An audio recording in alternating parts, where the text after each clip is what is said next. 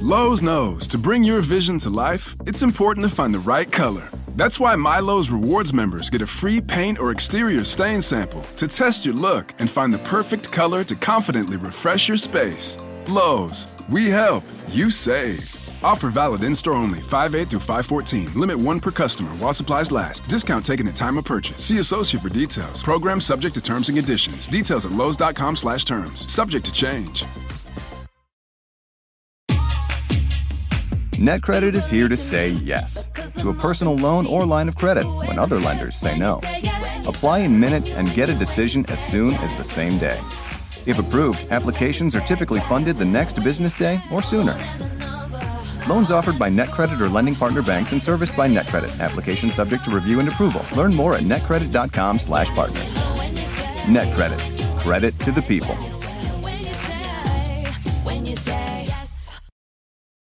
This podcast is supported by Talkspace. When my husband came home from his military deployment, readjusting was hard for all of us. Thankfully, I found Talkspace. Talkspace provides professional support from licensed therapists and psychiatric providers online. Military members, veterans, and their dependents ages 13 and older can get fast access to providers, all from the privacy of their computers or smartphones. I just answered a few questions online, and Talkspace matched me with a therapist. We meet when it's convenient for me, and I can message her anytime. It was so easy to set up, and they accept TRICARE.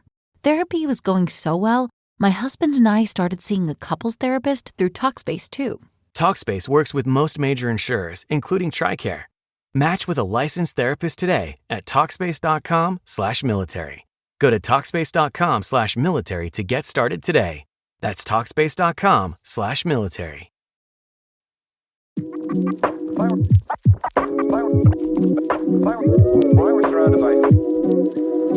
With the first pick in the 2024 NFL Draft.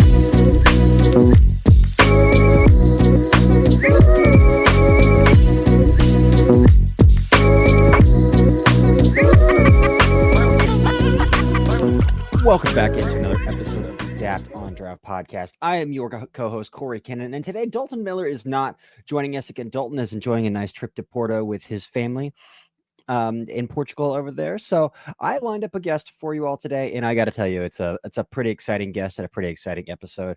I got Yahoo Sports' Nate Tice to join the episode and break down some 2026 quarterbacks. Again, Nate has already done quite a bit of work on these quarterbacks as well, as have I. If you are a subscriber to the Substack, if you are not a subscriber to the Substack, I would recommend that you do that. I've dropped a film room on Fernando Mendoza. I've done a live charting of Mendoza against NC State. I've done a 2-hour video inside the film room on every single Arch Manning drop back as well. And I've even dropped a weighted on target percentage profile on Lenora Sellers in addition to having 10 weighted on target percentage profiles already up in the Google Drive. And so to get access to that, you do need to be a subscriber to daftondraft.football, my Substack there. So I recommend that you do that. But today, Nate and I are going to break down this 2026 class and give a little bit of a primer of our thoughts, just brief elevator pitches for 10 of these quarterbacks. And so it's a very exciting episode. So please tune into that. Take notes. It was an awesome conversation. So let's go to that now. All right. So as promised, the honorable Nate Tice from Yahoo Sports has joined the Daft on Draft podcast. Nate, not much of an introduction needed. Your body of work has spoken for itself from the Athletic to Yahoo Sports. Thank you so much for joining the Daft on Draft podcast here. I'm fired up. No, thanks for having me. Honorable. I'll take that. As someone who's really into board games, I always try to play honorably, and that sometimes is to my detriment, because I expect everybody to live by the golden rule. So I'll take that. I really appreciate it. No, great to be here. So you must have been geeked then with the Gray Zabel Settlers of Catan thing. Then I was, and I'm trying to get more and more athletes. So like more football players too, and basketball players. I'll include them. Or have that little nerd side to them. Then they let on. And board games is actually an itch that actually scratches a lot of it because it's competitive. You can kind of work on it. You can bet on it as well. But I want to get that world of football board gamers just graduate from Catan like I did 10 years ago. Get into even Carcassonne. That's the next step. Maybe I got 40 other games I could recommend, but I'm on the outside right now, so they're probably not going to listen to me. But it's like, let's just graduate. Catan's met its limit. Let's graduate from there, like everybody else does. I love it. I love it. The Guardians, by the way, have a chess club. I don't know if you know that, but that's a fun thing to I need to get take a peek into there. But yeah, but Nate is oh, you're a here. Guardians fan too. Yeah, Cleveland. I'm a Yeah, Cleveland that's guy. right. Yeah. That's right. I Mhm. the late '90s. I'm a Mariners fan. Yeah. Really, Oh, really made me hate those Cleveland baseball Mariners battles. series, man. Oh, Yeah. battles. I know. Me and Dane Brugler talk about it all the time. Like Love both of it. our childhoods watching those games. The different sides. He likes them a lot, like those games a lot more than I did. Yeah, understandably so. But yeah, the Arthur Rhodes Armor of a Scale dispute, some things like we can really get into some of that. But we are here to talk about some 2026 quarterbacks. Again, anybody who subscribes to the Substack has seen. I tried to get a little bit ahead. I've got like 10 full profiles, charting profiles up, and I've done a film room on Fernando Mendoza versus NC State. I wrote a whole article on Fernando Mendoza. I dropped a 2-hour video on every Arch Manning drop back yesterday. So, but I found that Nate has also gotten ahead of the schedule a little bit here, dropped his early big board for Yahoo. And I said, well, who better than the guy who played college quarterback himself to try to get on the podcast. So Nate, thank you so much for doing this. And let's start at the top. We talked a little bit off air, and I thought I was getting ahead. I was like, I'm dropping this the Monday after the draft. I have to drop it the Monday after the draft because I don't want anybody else to like. And so I did. And then like some of the comments were like, yeah, I'm so sure a quarterback from Indiana is great, blah, blah, blah, blah. And then like 2 days later, it's like, oh, well, Nate has some QB1 too. I feel really good about this. I know. And I filed it on that. So must have been Monday afternoon. I filed it. So because they wanted the list, they do the graphics team, which, you know, I'll take a shot at the graphics team. They messed up one of the players anyway. So why am I getting this in early for you guys? But no, and we talked about it off air, and Fernando was on my list, and I kind of took a liking to him throughout last year. But once I started the studying process, which is usually just 2, maybe 3 games, because it's I got a life, and also because I want to wait until, you know, this is just more prep work, and it ended up being 5-6 games on Fernando Mendoza because it was just so much fun. But yeah, we'll talk more about him, but it was just I'm very excited about this quarterback class. Is it the greatest I've ever seen? Maybe not, but there's some really interesting dudes, and Mendoza's one of them. Yeah, this quarterback class is going to come down to the 20-year-olds with like big time tools. If those guys take a leap, then like we're going to have a lot of fun with this quarterback class. But But starting with Mendoza then, because again, both of our QB1s at this point in the spring, I guess you could even say, I was blown away by, because like, again, Cam Ward does some cool stuff pre-snap, and obviously he knows what he's looking at post-snap. But again, in the Cristobal offense, like pretty heavily air raid, he wasn't tasked with a lot of pre-snap responsibilities. Right. None of these quarterbacks this past class really were. What I was blown away was just how quickly Mendoza was picking things up pre-snap, how quickly his eyes were reactive post-snap. That NC State game, I've broken it down like all over on my Substack. I think I even posted on that clip on Twitter, but like there's a play side screen to the trip side and a backside alert post, and he like recognizes this as 0. I'm just flipping my hips and throwing the post. Like stuff like that is what blows me away with Mendoza, on top of just the silly arm talent. I mean, he can drive the ball like crazy. And then he's a pretty, I'd say probably like a high 4.6, low 4.7 athlete with the ball in his hand too. Like, probably whatever Shuck ran this past year. Probably very similar to that kind of running style. Pretty creative off platform, pretty good stuff. What was it that drew you to Fernando Mendoza when you were working through those 5-6 games? Yeah, when I first watch a guy, I want to see, well, first off, tools. So I'm like, all right, height, weight, okay, check, we're good there. A little skinny, but we can work with that. But it's watching him. How do you win from the pocket? And all right, so I watch you. How do you operate from the pocket? I'm glad you brought up the pre-snap stuff too, because his awareness. I'm hoping a Cal quarterback has some intelligence to him. So you don't want to assume every time, but I was assuming that he'd be okay. And you're exactly right. I thought what really stood out to me was there's interceptions on his record. He doesn't make mental mistakes, at least consistently so. And actually, and these are some of the things, as you know, as you're charting, but as the stuff kind of washes over you and you start watching 2, 3, 4, 5 games, those mistakes or the bad plays really start sticking out. Oh, this happened because of this. This happened because of this. Okay, that's a theme to your bad plays. Mendoza's bad plays was like, okay, I threw an interception against a robber, but guess what? That's where the read took me. And I could see why he threw that ball, because, okay, I got to get it out, but the robber got me. They caught me there. But it wasn't a panicked decision. There was process to the bad decision, but the process was sound. How he got there, the result ended up being not great, but I understood why he got there. So watching him win from the pocket, I was like, oh, okay. And then, like you say, the arm talent. how he operated on 3rd and 4th down. Yes. That's what really stood out to me. And that speaks to what you're talking about, the awareness and the pre-snap stuff. Him against Pitt on 3rd down and 4th down. It was so much fun to watch a college quarterback running real deal drop back concepts. I'm like 3rd and 15, 3rd and 12, 3rd and 9. That Pitt game, a 3rd and 15, he's got a laser glance route or dig, or a post, like a skinny post, right? Yeah. Oh my God, against the blitz, and he's diagnosing the cover zeros. He throws hot a couple times in that game where they ran like a true sight adjust, and that shows awareness where he knows where the blitz is coming from. So I was like, okay, you can win from the pocket. I think, like you said, he's a good enough athlete. Really, the guy that comes to mind when I watch him is Matt Ryan, because he's so long and skinny. Matt had a little, and they kind of, I wouldn't say it's an elongated motion, but they have long levers. They have long arms. So it's just going to look longer. But he's so quick twitched that it just gets out quick. Like Matt Ryan was a 3rd baseman, like an all-state 3rd baseman. So hot corner, getting the ball out and quick. I think Mendoza has that same quality, even though he's longer. So like when I was watching those plays, that's what stood out. And then you get into that traits, the athleticism stuff. And like you said, he has some creativity throwing off platform. He's tough as hell. Like this guy's a warrior all the way, which also that's another comparison to Matt Ryan as well. But the last thing too is speaking to like the awareness and just I had this game. I originally watched it TV copy and then all 22. On the TV copy, it's the end of the Wake Forest game, and they're in a 4-minute drill, meaning burning out the clock, milking the clock. And he runs for a 1st down on like a zone read. And this sequence is also really weird because I went back to watch it. I have every game on TV from college football saved on my YouTube TV. So I'm going back and watching, and there's like a cutout after this play happens. So I still don't know what happened, but he gets the 1st down. He gets up and he goes down. Like he doesn't run for a touchdown. He just goes down after he gets the 1st down, and he looks at the coaches like victory. Like we're taking a knee. We're under 2 minutes. They only have they only have 1-2 timeouts. Like victory. The Cal coaches run the ball with him after, even though the quarterback was correct. They could have just taken a knee and iced the game. They end up scoring and they're fine and everything. But that just stood out to me. I was like, this redshirt sophomore knows clock management better than his Cal coaches.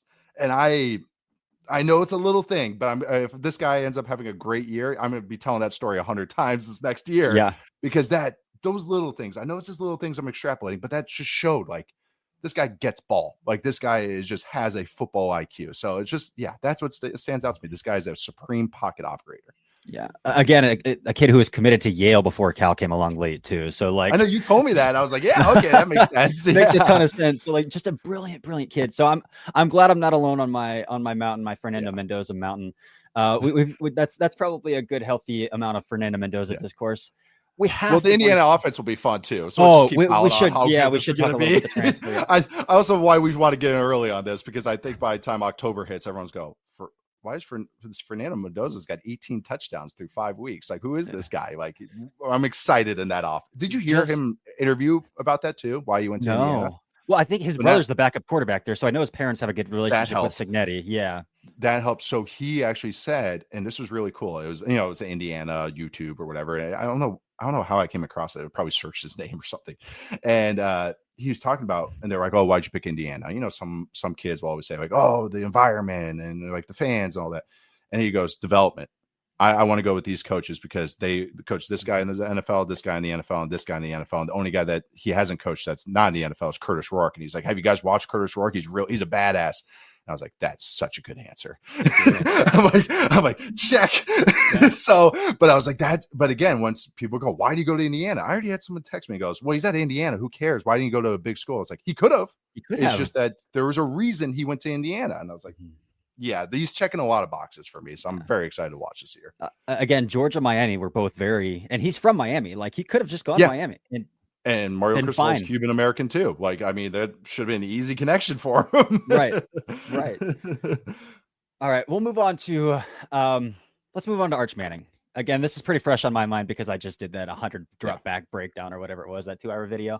You also dropped an article on Arch. For me, the tools are so evident. Again, this is, for me, like, I'm from Ohio, so I watched a lot of Terrell Pryor growing up, where it's like you watch Terrell Pryor run, you're like, that guy's not that fast. But then you look at how long his legs are, and it's like, oh, that guy's running a 4.4. And everybody was pulling away from everybody. and like on some of those zone reads with Arch, I kind of felt the same way. It's like, he doesn't look like that. He's that fast, but he's like, no, this guy's probably like a 4.58, 4.55 athlete. He's just like 6'4", and he's got long strides. So like the tools are so evident. Yeah.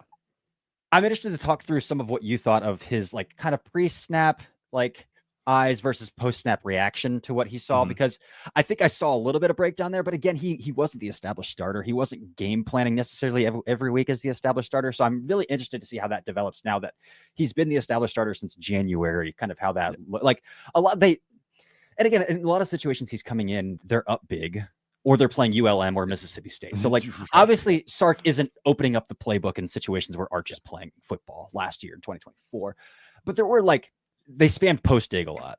They spam post dig a lot with him. And there are a lot of times it's like 2-man play actions in there. Yeah. Why are you throwing the post when the single high is not like when he's carrying like, some of those things are why I was like, just throw the dig. Why didn't you throw this? But other than that, man, I thought a lot of the stuff was really good. Some of the placement accuracy stuff could be better, but really interested to see how that takes a step forward now that he's got full hold of the reins. Yeah, it's one of those where I came in, I wouldn't say I was a hater, but I was like really trying to come in and going like, hey, what's all right, like let's keep the hype low, let's just watch this guy how you'd watch this guy.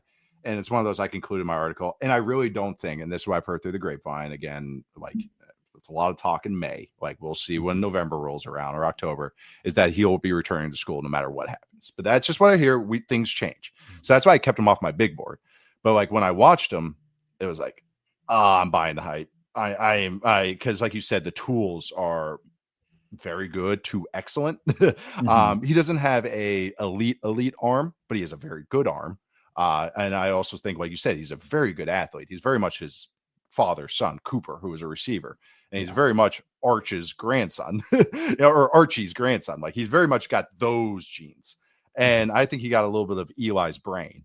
And I mean that in a good and bad way, because like what you're saying is he has no, and this is why I end up liking him, is he has no fear in chucking that deep ball and putting it on the money too, like that. And watching Quinn and then watching him, it's like, oh God, the politics must have been insane. Must have keep been. This guy. There must have been. I cannot wait down the road to hear what unfolds, because it's like, how are you playing that guy over this guy? I don't get it, but. Arch, I would say I'll start with some negatives. Is you could see some of the inexperience where I would say it was UTSA. He gets caught against a zone blitz. They're running a choice concept, and on the zone blitz, the DN drops off, or the outside linebacker drops, and like classic fire zone, and he panics. You can tell he freezes. He's like, "Oh, I don't know what to do here." And then what was cool though, they run the same play again, you get the same look, and then he finds the read, hits the ball, hits a choice route, goes for like a 15-20 yard gain. It's like, okay, those are the encouraging signs. If he got it twice and he made the same mistake twice, yeah, it's an experience, but also like I want my dudes to show that they can learn. Right. You kind of want to see it, and that helps you kind of project these guys. So as all these mistakes that he did make, I thought sometimes he would maybe be a little robotic with his reads and go like, okay, I'm not comfortable with this concept, so I'm going. It wasn't post dig or post over. All right, 1 to 2 to 3, and it can kind of make him a little late, make him feel a little bit late. But what was so cool with him is throughout the games, you can see it just tighten quick. The second half against Mississippi State was excellent. Excellent. Shows every type of throw, shows pocket movement, shows athleticism, shows everything that you want to see.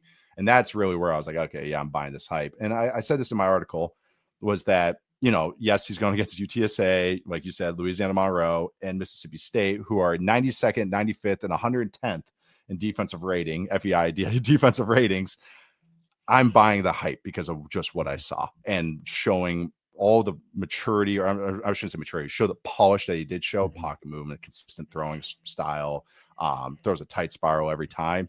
I'm willing to bet on him and Sark just really ascending this year. So I said this in an article, like if I was for sure that he was declaring this year, he would have been right there, right behind Mendoza for me.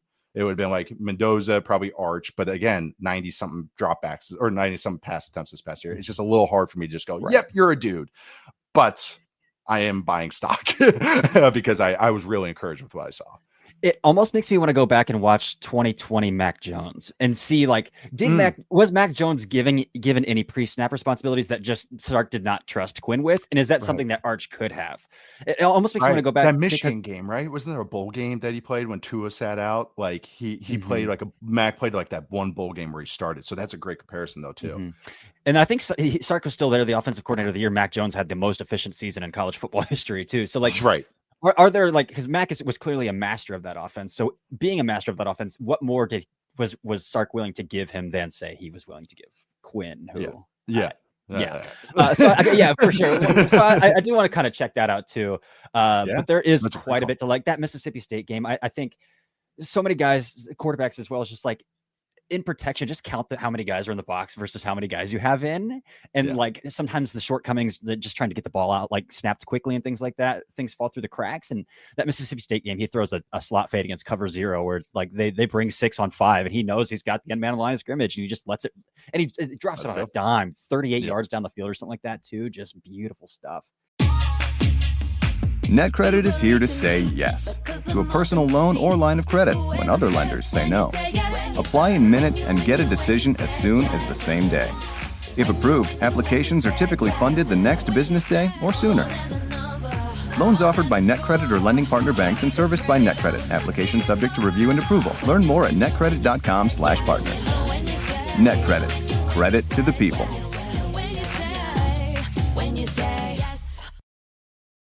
This podcast is supported by Talkspace. When my husband came home from his military deployment, readjusting was hard for all of us. Thankfully, I found Talkspace.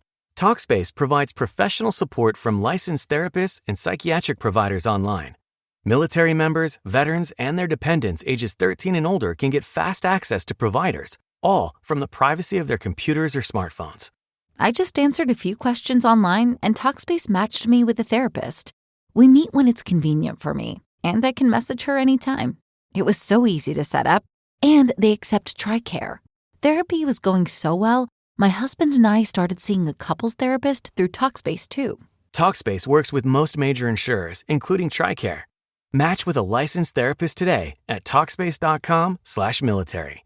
Go to Talkspace.com/military to get started today. That's Talkspace.com/military. All right, let's get a little bit to the best of the rest. We don't have to spend as much time on some of these guys, but I mean, they're talented dudes. So like Lenoris Sellers is another guy, and I think I would probably come in with him because I'm going to keep Arch in my back pocket too for now. Okay. I'd probably come in with Sellers at quarterback too as well. And I think what I like most about Sellers is he doesn't get enough credit for how good in structure he is. I think people want to say, well, he's just a good athlete. He's just a mobile quarterback. He just runs, like, I want to see him throw the football. There are a couple of things that irk me from within structure that he does, but I think he's trying really hard to stand in there. And I think he's with the right staff to develop him and I say that based on like the massive drifter that Spencer Rattler was when he came from Oklahoma versus the almost too robotic pocket passer he left as from South Carolina. And I know Dow Loggins isn't there anymore. He took the job at App State, but what irks me a little bit about Sellers is, one, I don't see any anticipation throws. Like, I think he's a quarterback, and this might have been just a first year starter thing. And he did do an interview where he said, like, I want to trust my arm more. He's got a big arm. Trust it. Cool. He wants every window to clear before he's throwing. And that is like, I just throw some into some windows, throw open some windows, throw open some guys rather than seeing them, then throwing. Just a little more trust in his arm there.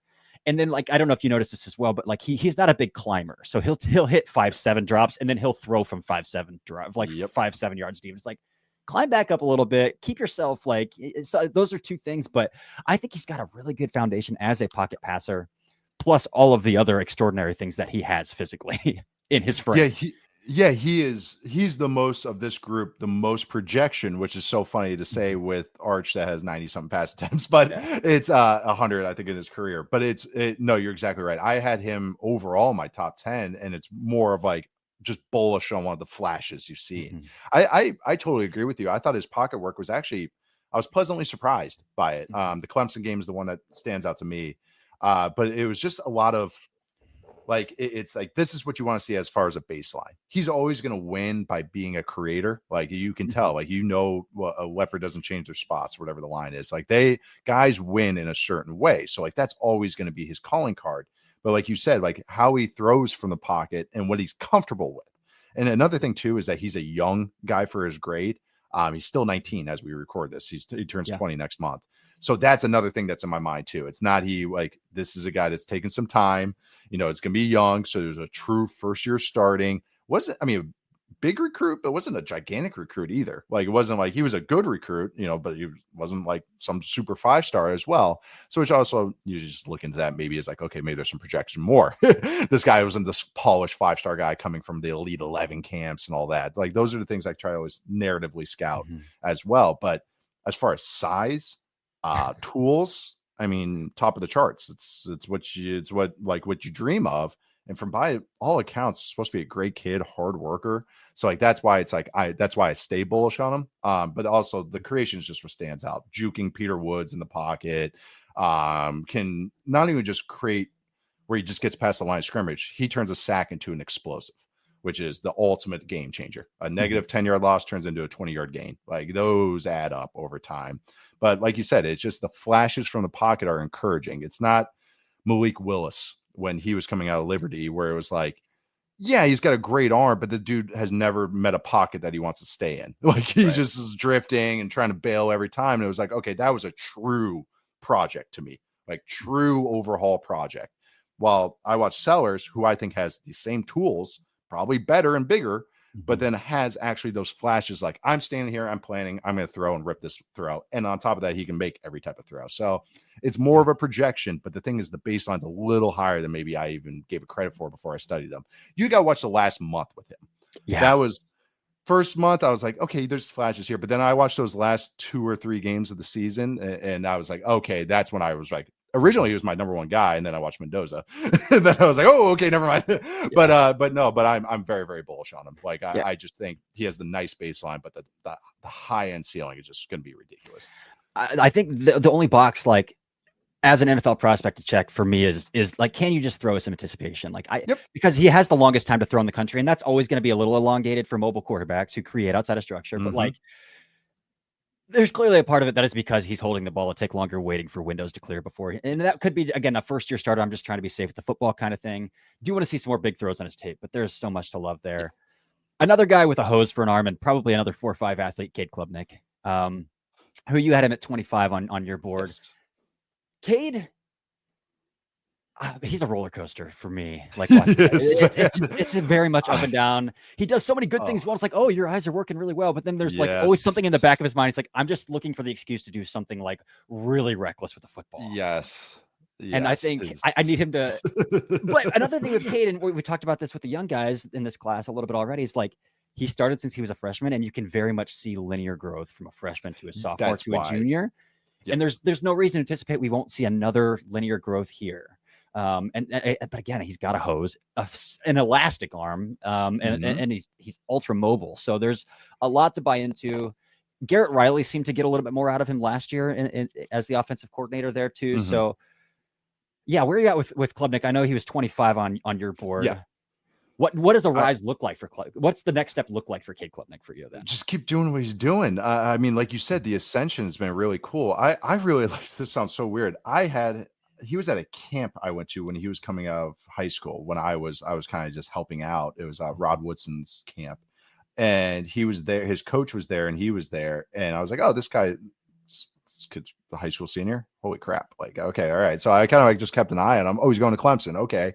So when he started as a true freshman, I wasn't shocked, but then you could tell he was overwhelmed, and you could tell it wasn't strong enough because he wants to run a little bit. Like, he looked like he needed a red shirt. And then, the second year starting, I was like, okay, there's a little bit more, but this last year, especially another guy, I would say the second half of last year, you could really see the fat kind of cutting out of his decisions, which he needs to do, I think, because to win. Like, again, he's not overwhelming size, but he's solid enough, and he's not an overwhelming athlete, but he's a good athlete. But like, I really like the decision making he had. He's got a little wild horse to him. But I do think like that, he's got a little bit. And what you said, kind of like, oh, there'd be one drive where I'd be like, okay, like you're battling with Garrett Nussmeier to me, who we're going to talk about too. But then there'd be other times where I'm just like, oh man, you just ran that play. Why are you hesitating? Or why are you like, so he still has some of those blemishes, which he can't. Sellers can have blemishes this way. Klubnik can't, because that's how they have to win at the NFL. So maybe I ding him for that, because I just think all that fat has to get stripped out. And what's great, he has another year starting where we get to see that, another year in a great team. I think Clemson's going to win a national championship. That's my May prediction, because they just have so much talent, including Klubnik. So he is what I have him graded right now, kind of similar to where I had Penix and Nix, which was more of a second round grade, and those guys get inflated. He ended up as 25. So you can kind of see that cutoff for me. You can kind of see where my grading cutoff happens, wherever the quarterbacks are. That's where you can start. So Garrett Nussmeier is the cutoff between my blue chip guys and everybody else. Like, you kind of see where the cutoffs always start. So like him, he's the cutoff to me to second round grades, I would call, but second round grades with an arrow pointing up, because he has enough tools. And I think just the polish has really worked, really gotten developed. Love it. I love it. All right. Yeah. You mentioned, let's just move on to Nussmeier here. Oh yeah. This is, I think we see Nussmeier a little bit different. I want to he's after my own heart. So it's going to be a guy that I'm he's after my own heart. I'll explain in a minute, but yeah. I love quarterbacks who are creative in structure and want to throw from structure and like have really good pocket movement and the arm angle. Like CJ Stroud is my favorite, like my trophy quarterback. And so I love quarterbacks who want to win like him. And he can do a lot of really fun off-platform stuff. I think I've noticed a little bit the ball velocity tends to take a dip when he's trying to be a little off-platform. Yep. And then that second half of the Texas A&M game, I think, was a symptom of something larger. Where like I've said it twice, like proactive versus reactive eyes. Like proactive, I think he's really good at understanding what he's seeing pre-snap. Mm-hmm. Texas State started throwing, or not Texas State, Texas A&M kind of threw the kitchen sink at him there with like sim pressure. Rotating out safeties out of the from the front, and he kind of crumbled in the second half of that Texas A&M game, trying to figure out what they were throwing at him. Obviously, but again, like we're talking about with Sellers, not Arch because it's technically his first year, but like Sellers, some of the other guys, younger guys, will hit here later on. He was a first year starter at the end of the day, even though he was a junior, a redshirt junior, maybe even. Mm-hmm. He was still a first year starter. So.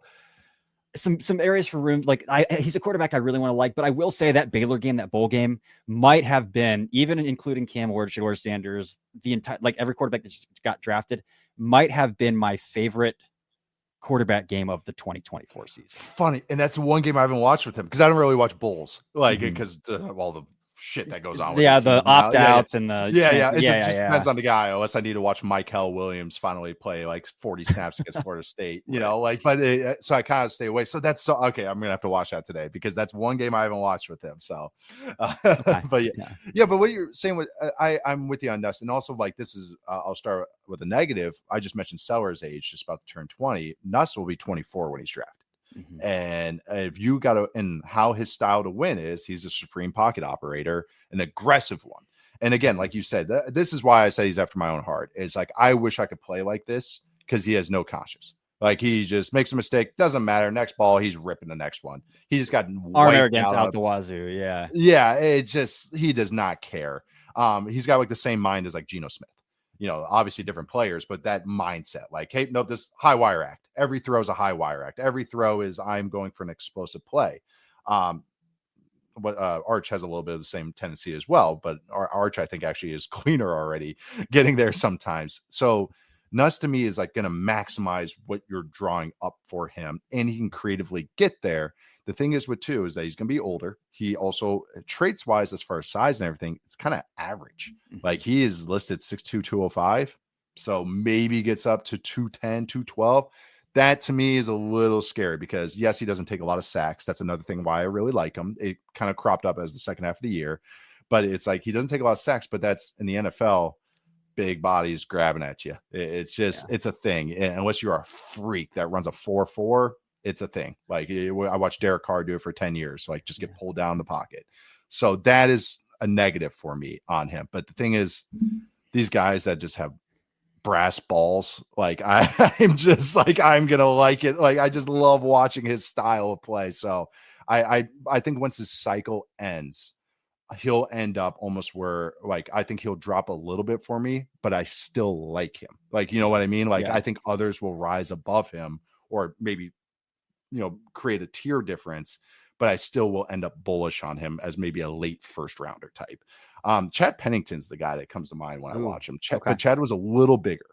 But that's the guy that doesn't take a lot of sacks, just has balls and just will try stuff, even if his arm isn't elite, and or before he hurt his shoulder. But like that's the guy that kind of reminds me of Garrett Nussmeier.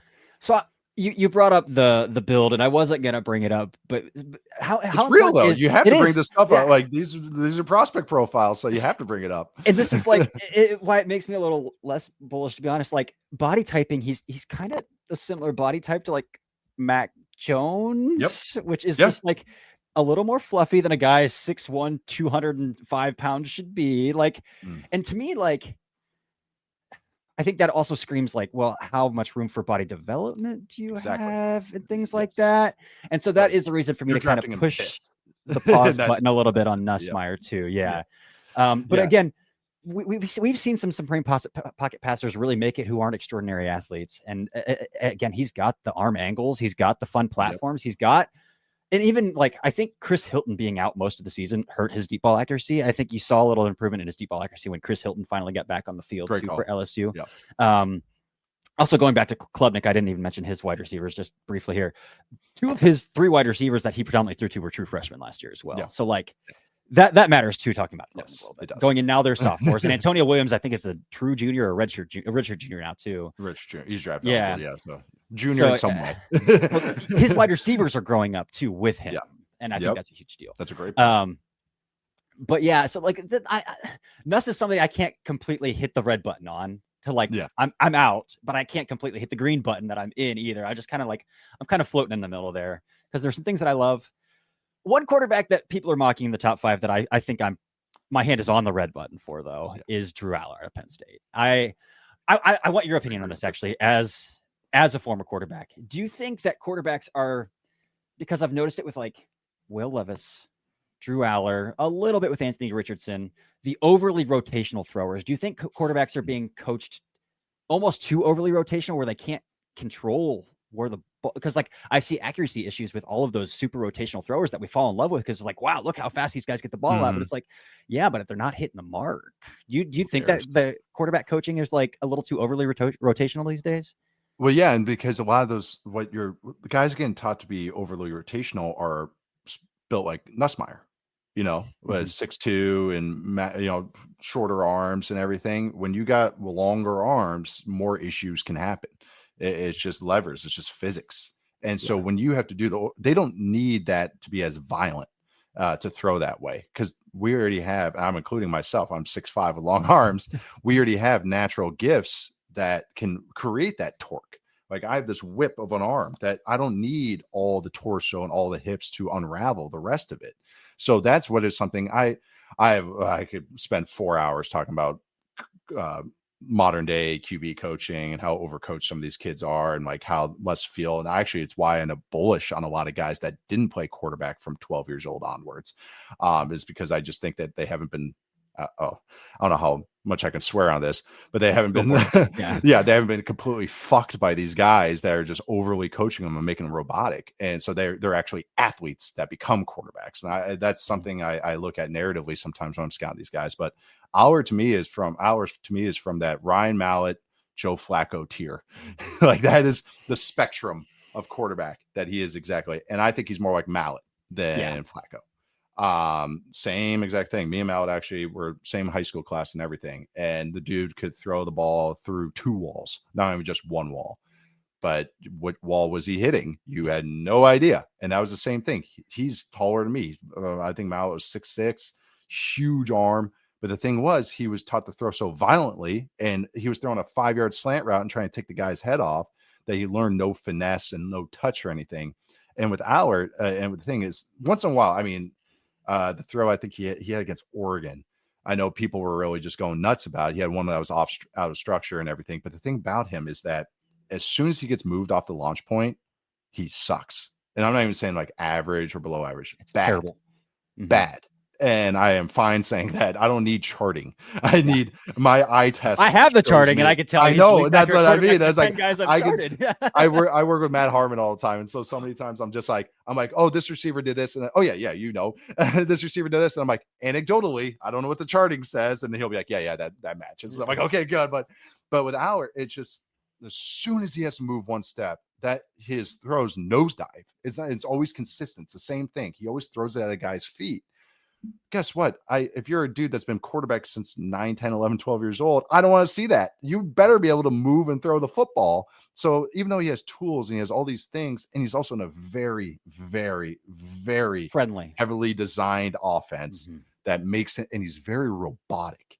You can tell it's good. I'm like, not going to knock the coaches. They are not there to go, hey, I'm making you the number one pick. They're there to win football games. If I develop you, that's a nice, side thing. But oh my God, I watch him progress, and you could hear the coaching in his head go 1 to 2 to 3. Okay, throw. It's like he doesn't shortcut anything. And if he does have to shortcut anything, it's like, oh, hold on to your hat. So yes, he has tools. He has size. He's not a terrible athlete. He's just not a good thrower when he moves off of it. It's still an idea more than anything. And by this point in time, I would like to see more than just an idea, especially how he's being sold right now. People are selling him like he's just this big arm for, oh yeah, well, you have no idea where the ball is going. You have no idea how his processing is. So it's like, yeah, I'm bearish on him. Not saying he's awful, the worst thing I've ever seen, but a guy that like I'm keeping out of the first round conversation, really keeping out of the second round conversation. I view him right now as a round 3 graded guy. And that's really just more off the tools and trades. Yeah, I completely agree with that. I'm glad you brought the processing there, because outside of the occasional like 3x1 backside 9 ball he sees against like 1-on-1, there's no hot throws. There's which is shortcutting. Yeah, that's yeah. Yeah, for sure. There's nothing to really hang your hat on from a mental perspective. And what I also come back to is a lot of this stuff is like, what have you done for me lately? And honestly, his last few games were like, people were all about that Big Ten championship game, and I was like, there's not a lot here, not a lot of beat. Yeah, I know. And then the Notre Dame game might have been one of the worst showings of a quarterback that I have seen in recent, for a guy who was like considering maybe declaring after that game. Right. His stock was going like, oh my God, I was getting yelled at for keeping me out of mocks. People were like, what? Oh, we're going top 10. You don't have, why you? And I'm like, I know. Yeah, maybe for a really desperate franchise, but and I think another thing we would come back to is like, he can extend and pick up chunks with his legs. Yeah, he is not an athlete. Right. Like, it's not how he wins. I was on a live stream the other night, and I felt kind of bad for saying it, but like, he reminds me of the David Schwimmer voiced giraffe from Madagascar. Like when he's running, like just how goofy and uncoordinated he looks trying to run with the football. Like, but again, this is year 3. So he's not one of those first year starters either that we're like coming back to. And a big so he's kind of in his own basket. He went to all the camps, and that stuff matters to me too, because it's like I want to see growth from that. And it's like, you have what I consider day one issues, like stuff I would try to teach a high schooler how to fix, So like the fact that his feet are a mess. His lower half is a mess. They're a mess. And I know he's longer legged, and that's harder. And that also speaks to guys like Arch or Mendoza. They are long legged too. I mean, Mendoza's 6'5", Arch is 6'4". His base is awesome. His feet are awesome. Look how tight their feet are. Twitchy feet. And like, yeah, I'm jealous of how quickly they can do it. Like an hour moves more like me. And I don't mean that in a good way, So it's like, yeah, if a guy's in a first round, they should not have feet like. Oh, I've got too many bills. If you need funds, you can apply in minutes at cashnetusa.com and have the money in your account as soon as the same business day. Okay, got it. Applying now. They've been helping hardworking people cover emergency expenses since 2004. Hey, look, I got it. You've got this. When you need money fast, be the hero. All loans subject to lender approval. Speed of funding is subject to verifications and your bank's processing times. See cashnetusa.com for more details. Yeah, for sure. Let's move. I just briefly want to hit on 2 other seniors. One that's getting a lot of hype that I have watched a few games. It's like, this guy stresses me out to watch play football, just because I feel like he's really toesy, and like he's like, I feel like he's like constantly living in fight or flight. I'm curious what you think. I'm curious who Sawyer Robertson here. Like, yeah, okay. I just feel like he's constantly playing in a mindset of fight or flight. Like that's how his feet look to me. That's how jittery he looks to me. So like I'm seeing a lot of people like really show some Robertson hype, and he does move for pretty well for his size, but he also has like a Mason, like he's like a Mason Rudolph-ish kind of arm to me, where like this dude is 6'5". Why does he have a B- arm? Like you should be able to throw the ball with a little more velocity than that coming out of that frame. So I'm not there with the Sawyer Robertson hype, just because again I feel like he's just playing really toesy all the time. Like you know who his cousin is? Who he plays just like too? No. Jarrett Stidham. Okay, that makes a lot of sense. Yeah, right. Like I have anxiety watching him. I just feel the anxiety in my heart. Like he's like, dude, chill out. I have him in a day 3 right now. Yeah, I watch my 2 games on him. I get why people like him. It kind of looks like it's something like it does, as far as looks and like style or play style and everything. But for me, I like how you say the toesy stuff. There's just a lot of inconsistencies to me right now, especially. And I know Baylor is not world beaters or anything like that, but it is just like inconsistent is the word I just kind of kept coming back to. I'm keeping an eye on him. I have tabs on him and everything, but I thought kind of had that polished throwing style, had some okay movement stuff too for a good sized guy, but it was just, I don't know, nothing wowed me. I don't know if that's fair to say or anything, but it wasn't like, I was like, okay, I know what you are for now. Yeah. And that's how I feel about Carson Beck as well. Like, I think we know what Carson Beck is, and I think it's just the wildest fit to throw him in an offense that Justin Herbert and Cam Ward, 2 like loose guns, have played in, and then be like, here's this guy with middling tools who very much wants to stay in structured and like doesn't really want to do a whole lot of outside of what he's really asked to do. I think it's going to be a really odd fit. I mean, I think he's really smart for taking the check and going back to school and doing absolutely that. But because his stock couldn't be any lower. I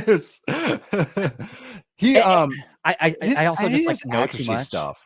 Yeah. You got. I think I just know too much about like Carson Beck as like a worker and like how much he loves football and some things like that too. To like really like like so good he's for never him, done man. it for me. No, he's never really done it for me. Like even last year, I kind of kept him lower. I was keeping him always behind like even going into the fall last year, it was like, all right, guys that I kind of like are like Riley Leonard and Carson Beck. It was like, all right, but it wasn't like, yeah, it was just like, yeah, I guess like these two, I guess these like, but if you like, again, how you win is what I always come back to.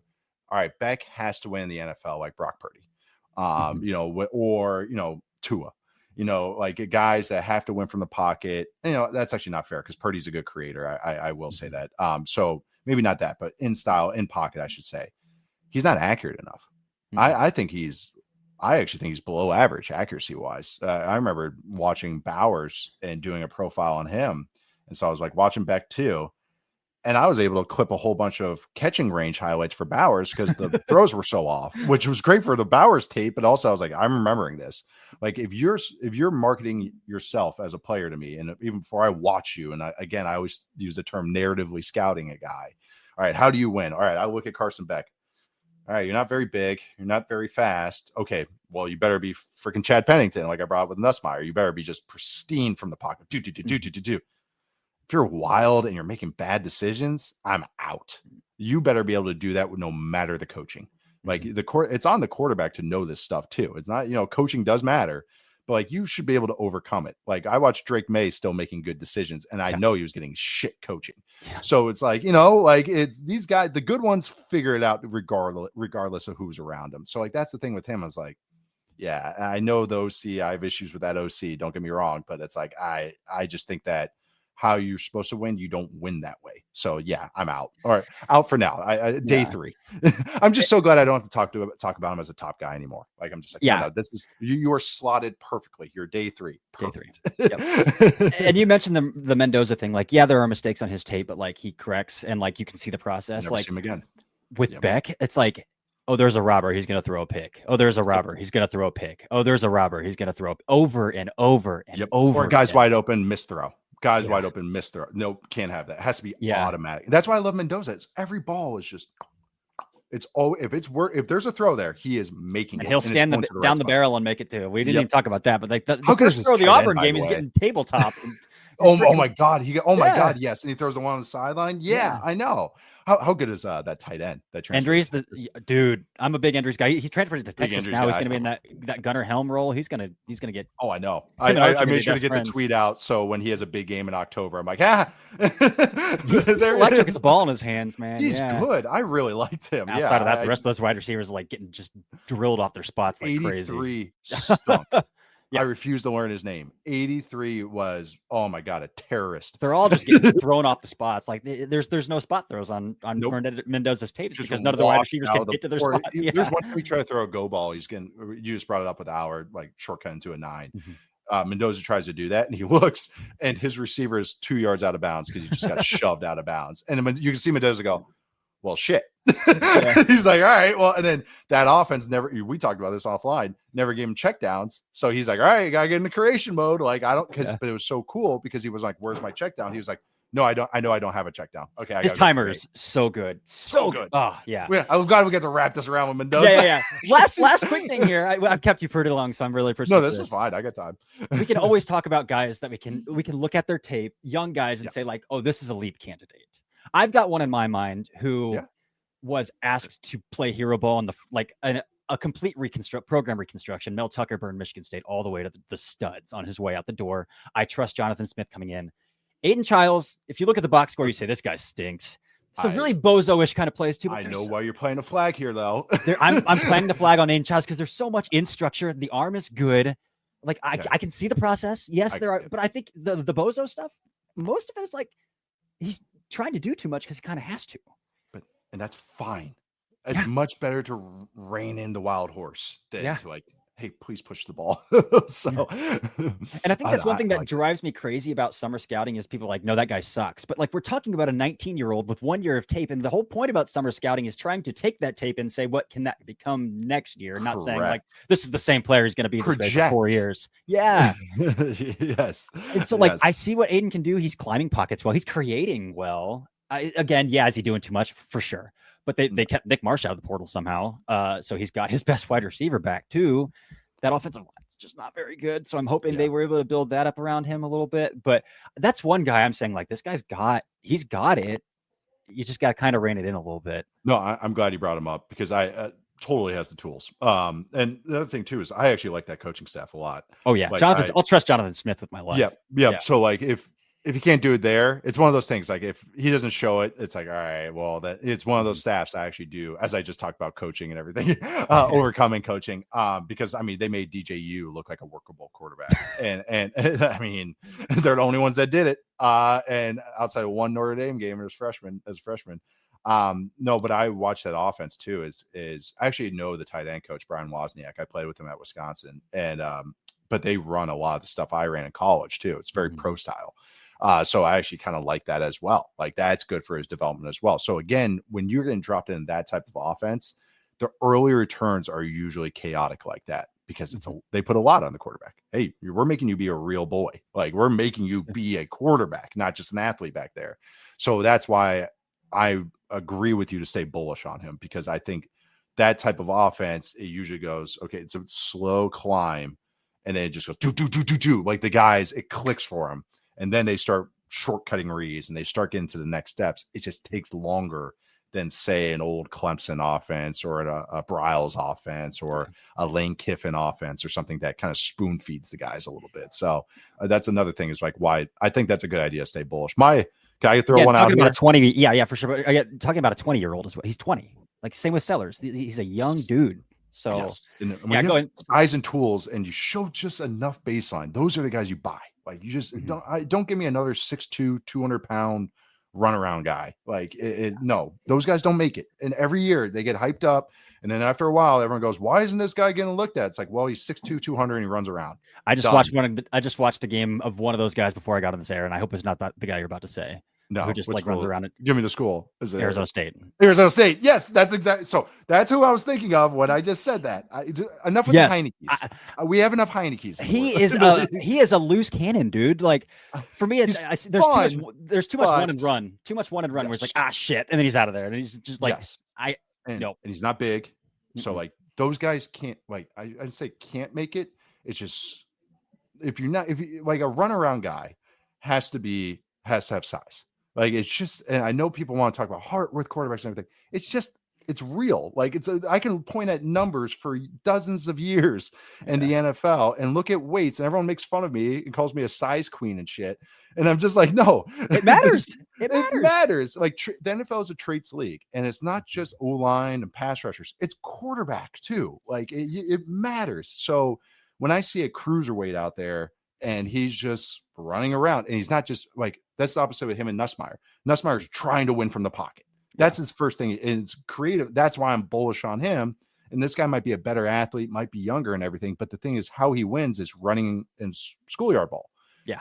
That doesn't happen in the NFL. Like, Heineke's the only one that's kind of sort of made it work, and he's a backup, So like, that's when so I'm glad we're in agreement on this guy. He's fun to watch. Don't get me wrong. I get why people are really excited about him, but as an NFL prospect, it's a different discussion. Not yet. Yeah. A couple of the guys, so Darian Mensah, I transferred from Tulane. He's at Duke. I liked him, but then I watched him on tape and I kind of became cooler on him. His arm strength isn't that great. He was like in my Discord channel. He is the epitome to me of like the gif of the girl trying White Claw for the first time, where she's like, she's like, he is like the girl trying White Claw, for the first time. To me. It was God. I watched him on TV and I was like, wow, this guy rocks. All right, this is cool. And then I watched him on tape and I was like, ooh, what was I thinking? No, but he has some nice things. Like, he does. It throws a nice ball. You could see some good pocket movement. Accurate for sure. Yeah. And it's just, the arm strength was just average. And that kind of surprised me. It was one of those, I'm glad I watched it on all 22 because it was different than on TV. But he's a name I'm just keeping an eye on. I mean, guys signs for that big of money for a reason. Right. I wanted the Badgers to get on him, but they said he was out of their league. But the other guy, and this guy I was high on going into the last year. Then he had a horrible year because he faced injuries. He's in a terrible offense. And that's Byron Brown from USF. Okay. After last year, I'm not talking about this guy as a potential sneaky first rounder, but a guy I am keeping an eye on just in case, because size, athleticism, arm. I wouldn't say he has an elite arm. I think his deep ball dies on him a little bit, but he has a good arm and he can really drive it. But he was another super young guy. He went to college. He started college as a freshman at 17. He is like a super young player. I think right now, he's 20. He'll turn 21 in September, even though he's a redshirt junior. So it's like, he is just a very young player, but has all the tools that I really like, but plays in the Bryles offense, Tennessee offense, but at USF, but just the worst version of it you'll ever watch. He was thrown to a slot guy most of the time that was wearing like 26. And it's like, you're a 5'8" guy that was wearing 26. You're dead. But last year was a year from hell. Just battled all these injuries. They had all this stuff going on. But off his 2023 tape, he was exciting to me, especially in last year's wide open class. I was like, okay, I'm keeping a pin on this guy. Terrible year last year, but I want to see how he bounces back this year. He's so young. Again, not the best offense for development, but he has tools that are interesting. Maybe, again, day 3 guy to me right now, but it could have sense. I just want to talk about him a little bit, Byron Brown. Love it. One more thing, I got to get you out of here. I just realized we haven't talked about Nico Iamaleava at all. And I feel like for me, there's nothing to work with right now outside of the tools. Obviously, but he got outproduced by Joe Milton in an offense that should be pretty freaking easy. Scared of his own shadow. Yes. He's terrified of pressure. Eyes went down. Yeah. Not even a guy coming through, just the threat of a blitz. Eyes went down. That's nothing there right now. Nothing there. Glad we're there. We'll see what Tino Sinceri can do. Yeah, exactly. We'll see what Sinceri can work with there, but we'll see. He has tools. I get the hype about him, but it's just like, you watch him, is like, I understand why Tennessee was like, you want to raise? Nah.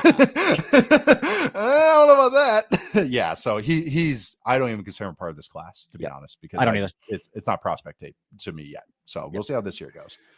Perfect. All right, Nate. Well, that was awesome. I appreciate chopping that up with you there for a while. Again, Nate, Yahoo Sports. Any big projects in the work right now you want to pitch for yourself right now? Actually finishing up the Mendoza article. I don't think it's coming out till next week. I still got some time on it, which is nice. But Arch Manning had the big board. We're just doing some random shows, Football 301. We're doing some rankings and news and just killing time until training camp. So, but that's what we're doing. This was a lot of fun though. Awesome. Well, thanks, Nate, so much. I appreciate you. Thanks for having me. We'll have to have you back. But again, absolutely. Friend of the Draft Podcast. Yeah. All right. Thanks, Nate. Yeah, thank you. It's time to turn your daydream into your dream job. Wix gives you the power to turn your passion into a moneymaker with a website that fits your unique vision and drives you towards your goals. Let your ideas flow with AI tools that guide you, but give you full control and flexibility. Manage your business from one dashboard and keep it growing with built-in marketing features. Get everything you need to turn your part-time passion into a full-time business. Go to Wix.com.